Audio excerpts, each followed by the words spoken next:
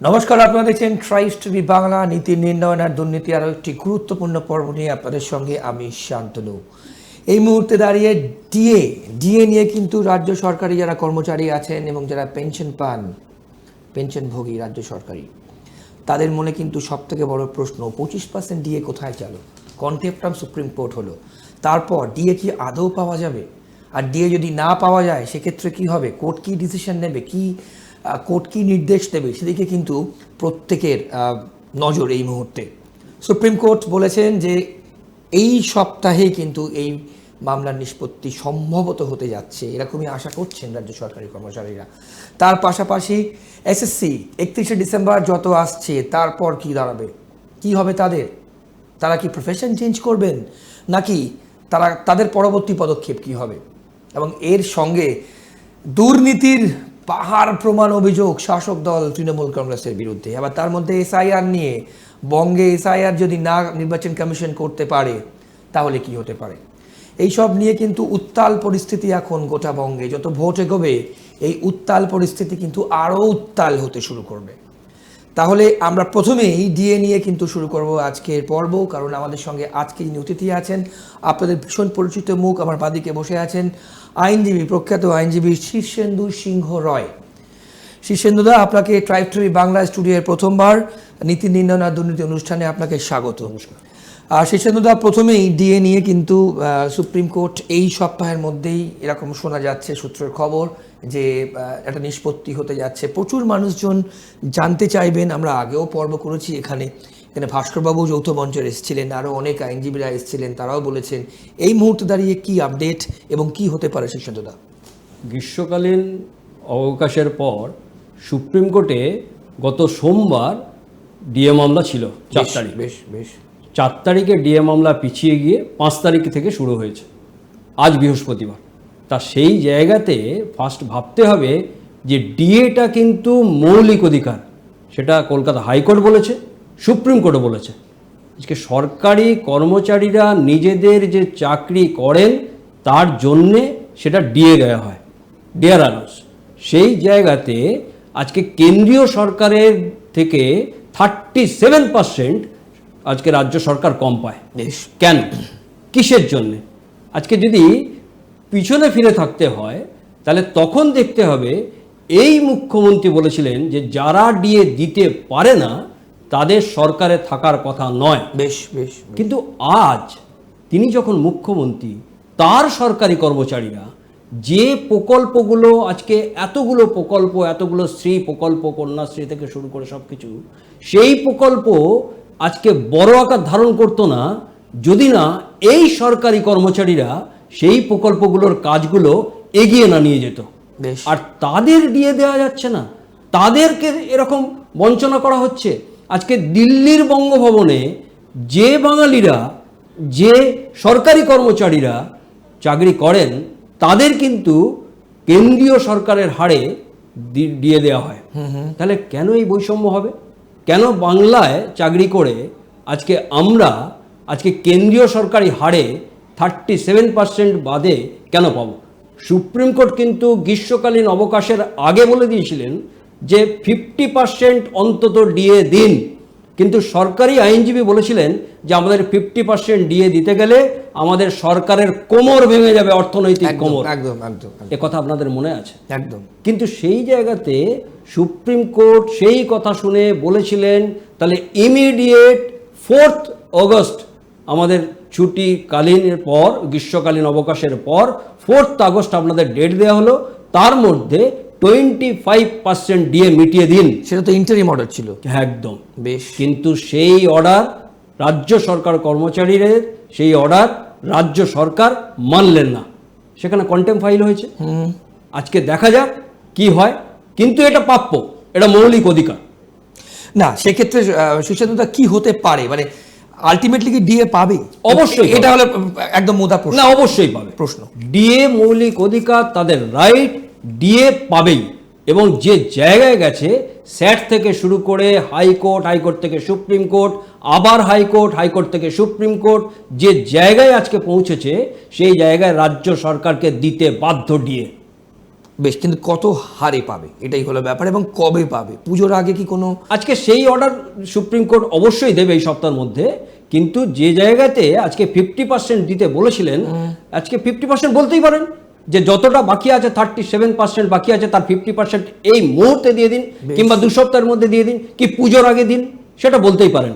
সেই জায়গাতে দেখতে হবে যে আমরা কতটা উপকৃত হচ্ছি। সরকারি কর্মচারীরা সকাল থেকে রাত পর্যন্ত সরকারের হয়ে কাজ করে, সরকারি কর্মচারীরা হয়ে কাজ করে, প্রকল্পগুলিকে এগিয়ে দেয়, শেষ থেকে শুরু করে, শিক্ষা থেকে শুরু করে, স্বাস্থ্য থেকে শুরু করে প্রত্যেকটা জায়গায় এই কর্মচারীরা কাজ করে। তাদের তো প্রাপ্য অবশ্যই মৌলিক অধিকার। একদমই একদমই। সেখানে শিশুদের আমার পরবর্তী যেটা প্রশ্ন করব, যে এসএসসিতে 31শে ডিসেম্বরের পর আমাদের এই অনুষ্ঠানে কিন্তু শিক্ষক শিক্ষিকারা এসছেন, তারা চোখের জল ফেলে বলছেন যে কোনোদিন ভাবিনি এই পরিস্থিতি সৃষ্টি হবে কিংবা তৈরি হবে। তাদের ভবিষ্যৎ কী হবে শিশুরা? দেখুন, দীনবন্ধু মিত্রের শতবার একাদশীর এই প্রবন্ধে যে সমাপ্তি সঙ্গীতের যে ব্যঙ্গ এবং তিরস্কার, তার থেকেও খারাপ অবস্থা রাজ্যের রাজনীতি নিয়ে বলতে গেলে। 26,752 একটা কয়েকটা সংখ্যা নয়, দুর্নীতির একটা নাম। কারণ শুধুমাত্র দুর্নীতি শিক্ষা ব্যবস্থায় হয়নি, সমাজে ঘুম ধরে গেছে। আমরা শিক্ষককে বলি সমাজের মেরুদণ্ড। না, তাহলে আপনি বলছেন দুর্নীতির অপর নাম এই রাজ্য সরকার এই মুহূর্তে দাঁড়িয়ে? সেই জায়গায় আমরা শিক্ষককে বলি সমাজের মেরুদণ্ড। একদম। সেই মেরুদণ্ডে দুর্নীতি, এ কোন সমাজকে আমরা দেখতে পাচ্ছি? আজকে যে জায়গাতে আজকে চক ডাস্টার নিয়ে শিক্ষাঙ্গনে শিক্ষা দান করার কথা ছিল শিক্ষকদের, সেখানে তারা রাস্তায় কেন? এই রাস্তায় নামিয়েছে কে? রাজ্য সরকার নামিয়েছে। কারণ পরীক্ষা নিয়েছিল কে? এসএসসি পরীক্ষা নিয়েছিল। আমরা ছোটবেলা থেকে দেখেছি পরীক্ষা স্কুল নেয়, রেজাল্ট স্কুল বার করে। এসএসসি পরীক্ষা নিয়েছিল, এসএসসি পরীক্ষার রেজাল্ট বার করার কথা। 22 লক্ষর মিরর ইমেজ কেন প্রকাশ করলেন না আপনারা? তারপরে যা হয়ে হতো। আপনাদের হাইকোর্ট বারবার বলেছিলেন যে যোগ্য এবং অযোগ্যের তালিকা দিন। 4 বার 4 রকমের তালিকা দিলেন, একবার 2000, একবার 4000, একবার 6000, একবার 5500। কেন? কি করলেন? যারা এতদিন ধরে 7 বছর ধরে চাকরি করলো, যারা যোগ্য, তাদেরকে কেন এইভাবে সরিয়ে দেওয়া হলো? চাল আর কাঁকড়কে আলাদা করতে পারলেন না বলে সুপ্রিম কোর্ট চাল আর কাঁকড়ের বস্তাকে বিসর্জন দিয়ে দিল। কেন সুপ্রিম কোর্টকে এই রায় দিতে হলো? কেন ভাবতে হবে? 22 লক্ষর মিরর ইমেজ যদি আপনারা প্রকাশ করে দিতেন, তাহলে আর কোনো রকম কিচ্ছু থাকতো না। যোগ্য যোগ্য, অযোগ্য অযোগ্য থাকতো। আজকে যাদেরকে দাগি হিসেবে সুপ্রিম কোর্ট লাস্ট অর্ডারে আপনাদের দিয়ে দেওয়া হলো, সেই যোগ্য এবং অযোগ্যের মধ্যে দাগিরা যে নিয়োগ পদ্ধতি দিয়ে বলা হচ্ছে যে 31শে ডিসেম্বরের মধ্যে নিয়োগ করতে হবে, সেখানে আপনারা ফর্ম ফিল আপ করালেন, এই জায়গায় করালেন। আপনারা কলকাতা হাইকোর্টের সিঙ্গেল বেঞ্চ এবং কলকাতা হাইকোর্টের ডিভিশন বেঞ্চ 2 জায়গাতেই হারা হয়েছে। সেখানে কোনো রকম অযোগ্য কিংবা দাগি প্রার্থীরা যায়নি। গেছে কে? রাজ্য সরকার এবং এসএসসি কমিশন। কেন? কি জায়গায় আপনাদের দুর্বলতা? আপনাদের দুর্বলতাটা কোন জায়গায়? শিক্ষকদের রাস্তায় নামতে হবে কেন? শিক্ষকরা সেই বাচ্চা ছেলেদের পড়ায় যেখানে আজকে বড় বড় জায়গায় উঠতে পারে। একজন কেউ ডাক্তার হতে পারেন, কেউ ডিএম হতে পারেন, কেউ শিক্ষক হতে পারেন, কেউ আজকে অনেক বড় জায়গায় উঠতে পারেন। সেই শিক্ষকরা কিন্তু সেই বর্ণ পরিচয়ের অ আ ক খ এবিসিডি পড়ায়। সেই শিক্ষকরা সমাজের মেরুদণ্ড। সেই শিক্ষকদের মাথায় করে রাখা উচিত ছিল, কিন্তু রাজ্য সরকার সেই শিক্ষকদের মাথায় করে রাখতে পারেননি। রাজ্য সরকার সেই ধুলোয় মিটিয়ে দিয়ে রাস্তায় নামিয়ে দিয়েছেন। কোনো কারণ ছিল না, কোনো দরকার ছিল না। কেন? পয়সা দিয়ে। আজকে কোন জায়গায় গেছে সমাজটা? আজকে বাচ্চা বাচ্চা ছেলেরা যে টিচাররা পড়াচ্ছিলেন, যে সমাজের যে জায়গায় শিক্ষকরা ছিলেন, তাদেরকে জিজ্ঞেস করছেন না যে আপনি কোন দলের? আপনি চুরি করেছেন? আপনি কি পয়সা দিয়ে টিচার হয়েছেন? কেন শুনতে হবে? একদমই। রাজ্য সরকারকে কেন শুনতে হবে? রাজ্য সরকারের জন্য এটাই দেখতে হবে। সরকার এই জিনিসটা বারবার দেখুন, সরকার কিন্তু গুলিয়ে দিচ্ছেন। নেতাজি ইন্ডোর থেকে মুখ্যমন্ত্রী যে কথা বলেছিলেন, সেটা জোরালো আলোতে যেমন গুলিয়ে যায়, ঝলসানো হয়, চোখ দেখতে পাওয়া যায় না, আর ঝলসানোতেও তাই হয়। গুলিয়ে দেবার চেষ্টা করবেন না। বেশ। যতজন পরীক্ষা দিয়েছে তাদের রেজাল্ট বার করে দিন, তারপরে সুপ্রিম কোর্ট যা করবে তাদেরকে। বেশ সুচিন্তা, পরবর্তী যেটা আপনাকে আমি জিজ্ঞেস করবো সেটা হচ্ছে এই এসআইআর নিয়ে এই মুহূর্তে দাঁড়িয়ে কিন্তু বঙ্গ রাজনীতি উত্তপ্ত পরিস্থিতি। বিএলওদেরকে মুখ্যমন্ত্রী বলছেন ক্ষণিকের অতিথি নির্বাচন কমিশন, আপনারা তো সরকারি রাজ্য সরকারি কর্মচারী। তাহলে সুচিন্তা, এই যে এসআইআর যদি এই পশ্চিমবঙ্গে হয়, এত ভয় কিসের শাসকের? দেখুন, ধর্মের ভিত্তিতে ভাগ হবে না ভাষাগত পরিস্থিতিতে ভাগ হবে, সেটাই এখন সবচেয়ে বড় প্রশ্ন। বেশ বেশ, সেই জায়গাতে কোন জায়গাটাতে জনগণ মেনে নেবে সেটাই এখন পথ দেখাচ্ছে এই রাজ্য সরকারের। আমরা যেটা জেনে এসছি, আমরা তো ছোটবেলা থেকেই জানছি যে ভোটার লিস্টে কারচুপি, যে সরকারই থাকুক, ভোটার লিস্টটা স্বচ্ছ, সভ্য, পরিস্থিতি শান্তিপূর্ণ ভোট হবে, এটা আমরা প্রত্যেকটা নাগরিক, প্রতিটা বাঙালি প্রত্যেকে চাই। বেশ, তা স্বচ্ছ বৈধ করতে অসুবিধে কোথায়? ভুয়ো ভোটার থাকবে কেন? আজকে দ্বিজেন মুখোপাধ্যায় স্বর্গ থেকে এসে সল্টলেকে ভোট দেবেন কেন? এটা আমাদের প্রশ্ন, প্রত্যেকের প্রশ্ন এটা। সেখানে এসআইআর শুধু আজকে হচ্ছেন না, এই নিয়ে 1952 সাল থেকে 13 বার হয়েছে। না এবার আলাদা কেন? 2002 সাল থেকে এবার আলাদা কেন? এবার এত কিছু আলোড়ন কেন? না, এই আলোড়ন তৈরি করা হচ্ছে, নিজেরা আলোড়ন তৈরি করা হয়েছে। 25 লক্ষ 22 লক্ষ ভোটার বাদ গেছিল 2002 সালে, তখন বামপন্থী সরকার। কই কত তো আলোড়ন হয়নি, আজকে এত আলোড়ন। তারপরও তো এসআইআর এর পরও তো বামফ্রন্ট সরকার। অবশ্যই ঠিক। আমাদের এত দুর্বলতা এবং এত ভয় কিসের? এসআইআর হোক, প্রত্যেকটা রাজ্যে হোক, শুধু পশ্চিমবাংলাতে তো হচ্ছে না। মহারাষ্ট্রে হয়েছে, তার আগে হরিয়ানা হয়েছে, বিহারে ভোট, যেখানে যেখানে বিধানসভা ভোট লোকসভার আগে সেখানে হচ্ছে। আজকে পশ্চিমবাংলায় ভোট বলে পশ্চিমবাংলা হচ্ছে, এরপরে তামিলনাড়ুতে হবে। আজকে সংবিধানের, ভারতীয় সংবিধানের 324 নম্বর অনুচ্ছেদে ভোটাধিকারের, যেখানে নির্বাচন কমিশনের দেখে বলা হয়েছে যে তারা সংশোধন ভোটার লিস্টের করতে পারে, তেমনি ভারতীয় সংবিধানের 326 নম্বর অনুচ্ছেদে 18 বছর হলে ভোটাধিকার পাবে। এই প্রত্যেকটা জায়গায় বলা হয়েছে। আজকে সংশোধন কেন হবে না? কিসের ভয়ের, কিসের? ভাষাগত দিকে আমরা বাঙালি, আমরা বাংলা ভাষা বলি, হ্যাঁ আমাদের গর্ব, সেটা আমরা জাতের গর্ব, আমরা বাংলা বলতে ভালোবাসি। কিন্তু সেটা বাইরে বাংলা বললে অত্যাচার হবে, হেনস্থা হবে, এটা সব সময় প্রতিবাদের জিনিস, অবশ্যই প্রতিবাদের জিনিস।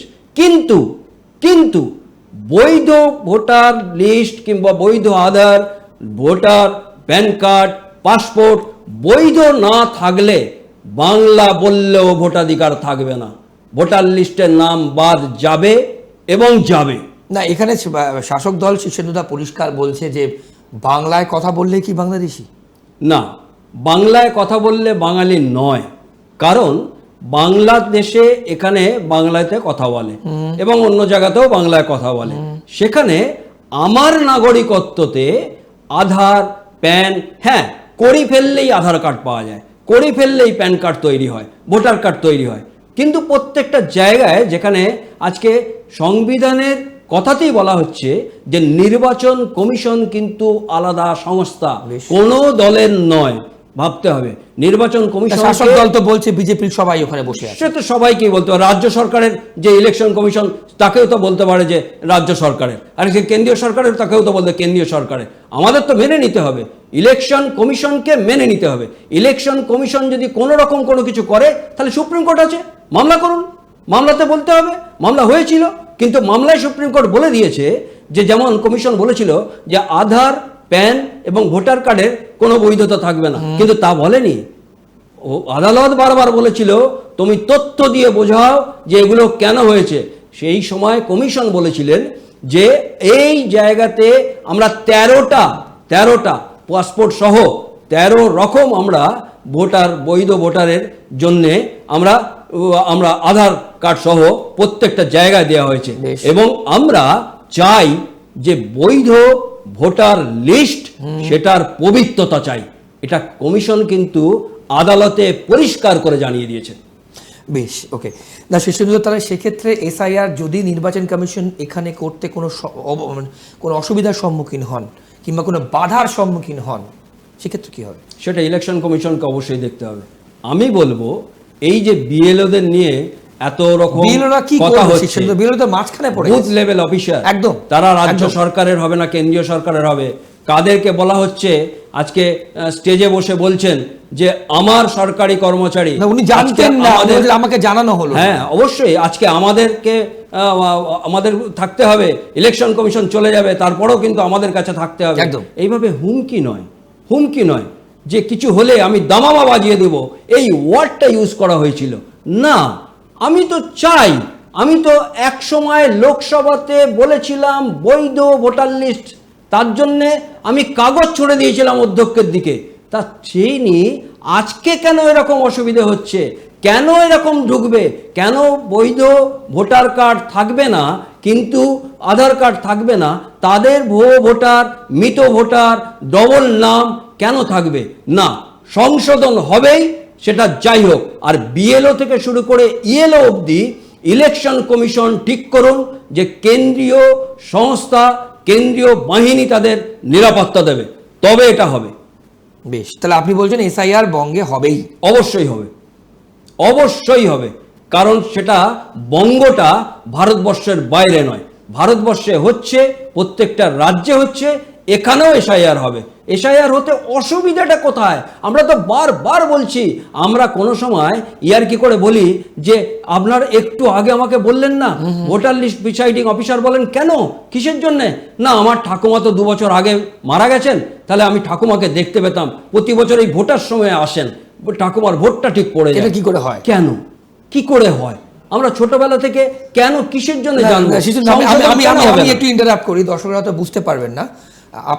আপনি বলছেন যে একজন মারা গেছেন, তিনি ভোটে যখনই ভোট হয় তখন উনি আবার ফিরে আসেন, তখন তিনি ভোট দিয়ে দেন, তার ভোটটা পড়ে যায়, তা সেই তো উনি আত্মীয়, তাকে দেখতে আসেন যে আমাদের বাড়িতে তো অনেকদিন আগে মারা গেছেন, কিন্তু ভোটের বুথে তার ভোটটা কি করে পড়ে, তাহলে কে দিতে আসে, তাহলে তাকে আমরা দেখতে পাবো। সেই জন্য উনি বলেন এগুলো হওয়ার কথা নয়, এগুলো নয়, নাগরিক নয়, বাঙালি চায়। আজকে বাংলা বলেন তো, একটা ছোট্ট উদাহরণ দিই, হুগলি জেলায় উত্তরপাড়া থেকে আজকে চন্দননগর চুজরো অবধি 10টা মিউনিসিপ্যালিটি আছে, 10টা মিউনিসিপ্যালিটি আছে। সেই 10টা মিউনিসিপ্যালিটির মধ্যে 8 জন মিউনিসিপ্যালিটি, প্রত্যেকটা 10টাই কিন্তু শাসক দলের। এই শাসক দলের 10টা মিউনিসিপ্যালিটির চেয়ারম্যান 8 জন হিন্দিভাষী। বেশ, বাংলা করেন তো, এটা একটু ভেবে দেখবেন। গুরুত্বপূর্ণ কথা বলেন। ওকে শীর্ষেন্দুদা, এবার আমরা একটু রাজনৈতিক বিশ্লেষণে আসি। কি মনে হচ্ছে শীর্ষেন্দুদা, 2026 যত এগোচ্ছে মানুষ কোনটা বাঁচবেন, এটাই সব থেকে বড় প্রশ্ন।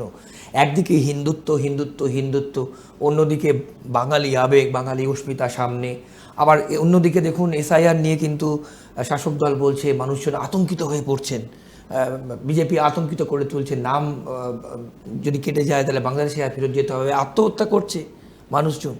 কিন্তু এই মুহূর্তে দাঁড়িয়ে কিভাবে দেখছেন, কি হতে যাচ্ছে? প্রত্যেকটা নাগরিক কিন্তু সকাল থেকে রাত পর্যন্ত শান্তিতে থাকতে চায়, একদম। তারা কিন্তু বাঙালি অস্মিতা কি জিনিস তারা জানে, বাংলা ভাষা জানে, যখন বাঙালি অস্মিতা জানবে না, হিন্দুরা যখন হিন্দু জানবে না, একদম, তারা কিন্তু খাদ্য, বস্ত্র, বাসস্থান, শিক্ষা, স্বাস্থ্য, কর্মসংস্থান এইটা চায়। শিক্ষকরা নিচে চায় না। সেই বাঙালি মেয়ে আরজি করের বাঙালি ডাক্তারটার কেন, সে কি বাঙালি বলে? আজকে কামদুনির সেই মেয়েটি যে গ্রামের প্রথম গ্র্যাজুয়েট, সে মারা গেল ধর্ষণ, কি করে? বাঙালি বলে। আজকে মুর্শিদাবাদের তামান্না, তার সঙ্গে কি সম্পর্ক ছিল ইলেকশনের? সেই বাচ্চা মেয়েটি তার বোমাতে মারা গেল বাঙালি বলে? না, এ বাঙালি আমরা চাই না। আমরা চাই স্বচ্ছ ভোটার লিস্ট এবং আমাদের শান্তিপূর্ণ ভোট। আমরা বাংলা আবার এগিয়ে যাবে জগৎ সভায়। আমরা দেখতে চাই যে ভারত সভায় নয়, জগৎ সভায় আমরা বাংলা যাতে এগিয়ে চলে। বেশ, তাহলে কোন এজেন্ডায় শীর্ষেন্দুদা ভোট হতে যাচ্ছে বলে আপনি মনে করছেন? আমাদের এজেন্ডা সত্যি বলতে কি আমি মনে করি মানুষ কোনটাকে বিশ্বাস করবে, কাকে বিশ্বাস করবে, মানুষ কাকে বিশ্বাস করবে সে তার নিজের অবশ্যই বুঝে নেবে কাকে বিশ্বাস করবে। কিন্তু এই যে 14টা বছর যেভাবে মানুষ কষ্টে দিন কাটাচ্ছে, যে আপনি জায়গায় কষ্ট কেন বলছেন? না, অনেক শিক্ষা প্রকল্প বল- হয়েছে, শিক্ষা আমি আসবো সেগুলোতে। প্রকল্পের দিক থেকে বিশেষ করে লক্ষ্মীর ভান্ডার তো মহিলাদের কাছে একটা লটারি, লক্ষ্মী এবং ভান্ডার তাছাড়াও দিচ্ছেন, একদম কন্যাশ্রী হচ্ছে একদম কিন্তু অনেক ভাতা আছে। তামান্নার মতো কন্যা মারা যাচ্ছে। লক্ষ্মী আজকে যে বাবা মা, অভয়ার বাবা মা, তার লক্ষ্মীটা চলে যাচ্ছে। এগুলো আমরা চাই না। আমরা উন্নয়নের বাতিস্তম্ভে নিরাপত্তার অন্ধকার চাই না।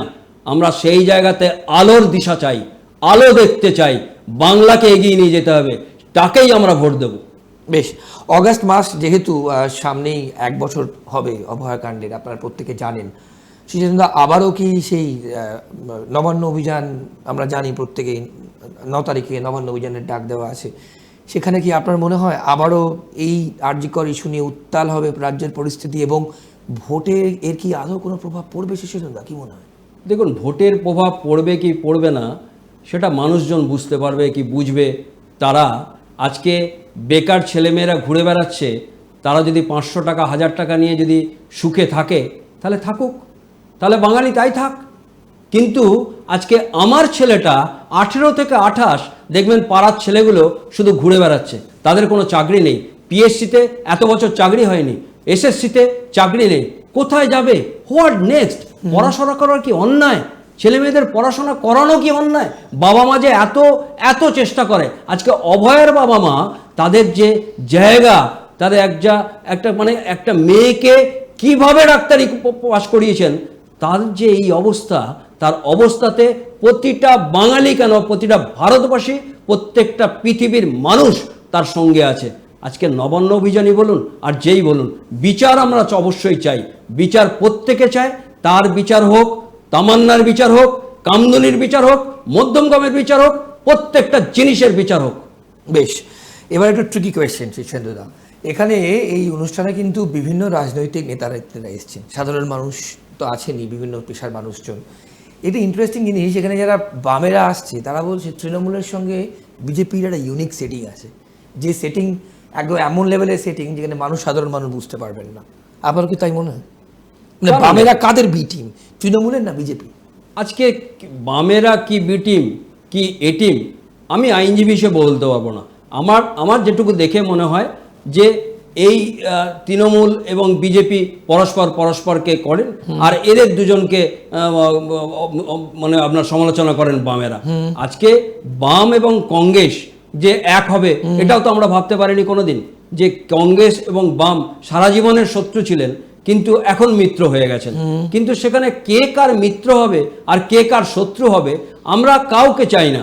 আমরা চাই স্বচ্ছ ভাবমূর্তি একটা দল, সেই দলটা গড়ে উঠুক। সেটা তৃণমূল হতে পারে, বিজেপি হতে পারে, সিপিএম হতে পারে, কংগ্রেস হতে পারে। মানুষ কিন্তু সারা দিনের পর রাতে যেন শান্তিতে ঘুমোতে যায়, সেই দলটাকে চায়। বেশ, শেষ প্রশ্ন করবো শীর্ষেন্দুদা, একটা ভোটার হিসেবে আপনি উত্তর দেবেন, আইনজীবী হিসেবে নয়, একজন ভোটার হিসেবে। আপনাকে ওই 4টে অপশান দিলাম, এই 4টে অপশান আপনি যখন ইভিএম প্রেস করবেন, বোতাম প্রেস করবেন, যে সিম্বলে প্রেস করবেন, দুটো প্রশ্ন করি, সিম্বলে প্রেস করবেন কি মুখে প্রেস করবেন? এবার কি ভোট মুখ দেখে হবে না সিম্বলে হবে? না, মুখ দেখে কোনো জায়গায় হয়, কোনো জায়গায় অবশ্যই সিম্বলে হয়, কোনো জায়গায় নীতিতে হয়, কোনো জায়গায় কাজে হয়। কি কাজ করেছেন, এত বছর ধরে কি কাজ করলেন এবং কি কাজ দেবেন, কি নীতি নির্ধারক করছেন, এই সব দিকে হয়।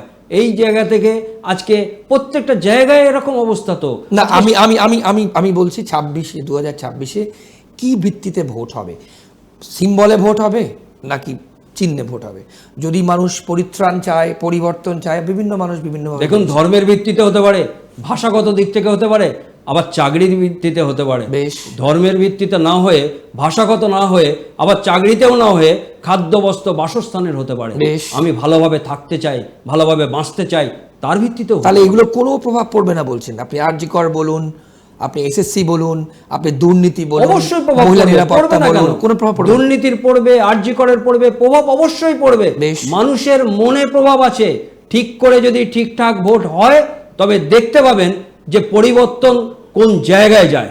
পরিবর্তন কোন জায়গায় যায়। বেশ, সেক্ষেত্রে শীর্ষেন্দুদা কি মনে হয় 294 2026 দেখুন 100 কি বিজেপি ক্রস করতে পারবে? 147টা পেতে হয়, তার ম্যাজিক ফিগার। না, আমি আরো আসলে এখন হচ্ছে 77টা বিজেপি ছিল বিরোধী দল, এখন কমে গেছে অনেক, এখন অনেকটা 67-এ হয়তো 65-এ চলে এসেছে। কিন্তু সেই জায়গা থেকে তারা বাড়াতে পারবে কিনা, কি তৃণমূল আরো বেরিয়ে যাবে কিনা, আরো 215 থেকে আরো বেড়ে যাবে কিনা, সেটা তাদের প্রত্যেক ভোটার বলতে পারবে। এবং ভোটাধিকার যারা ঠিক মতো যাতে দিতে পারে, এই জায়গাটা বারবার আমরা বলছি, এবং কাউন্টিং যাতে ঠিকঠাক হয়, সেখানে কিন্তু কোনো রকম ভয় ভীতি না কাজ করে, এবং সংশোধন যেন ঠিক করে হয়, দু জায়গায় নাম না থাকে, ভুয়ো ভোটার যেন না থাকে, প্রত্যেকটা জায়গায় যাদের বৈধ আধার ভোটার সব কার্ড আছে তাদের যেন থাকে। বেশ, একদম শেষে শুরু করেছিলাম যেটা দিয়ে শেষ করব, সেটা দিয়ে দিয়ে তাহলে রাজ্য সরকারি পেনশন যারা বিশেষ করে পায় এবং যারা কর্মচারী, তারা কি আশার আলো দেখতে পাবেন? অবশ্যই আশার আলো দেখতে পাবেন। ডিএ আপনাদের দিতেই হবে, এটা আমরা বলতে পারি। বেশ, অনেক ধন্যবাদ শীর্ষেন্দুদা আপনার সময়ের জন্য, অসংখ্য ধন্যবাদ। আপনারা দেখলেন আমাদের আজকের পর্বে আমরা কিন্তু বিস্তারিতভাবে ডিএ নিয়ে বিশেষ করে আমরা আলোচনা করলাম, এবং যারা রাজ্য সরকারি কর্মচারী এবং যারা পেনশন পান তারা কিন্তু আশা নিয়ে বসে আছেন সুপ্রিম কোর্ট শেষ পর্যন্ত এই মামলায় কি হয়, এবং তার সঙ্গে আরও অনেক আলোচনা, গুরুত্বপূর্ণ আলোচনা আমরা আপনাদের সামনে তুলে ধরলাম। আপনারা দেখবেন এবং কেমন লাগলো এই পর্ব আপনারা জানাবেন, এবং আগামী দিনেও কিন্তু বিভিন্ন মানুষজন, বিভিন্ন অতিথিরা আসবেন এবং বিশ্লেষণ করবেন আপনাদের সামনে অন্যান্য টপিক নিয়ে। আজকের পর্ব এ পর্যন্তই। অন্যান্য সব খবরের জন্য দেখতে থাকুন ট্রাইব টিভি বাংলা। নমস্কার, ভালো থাকবেন।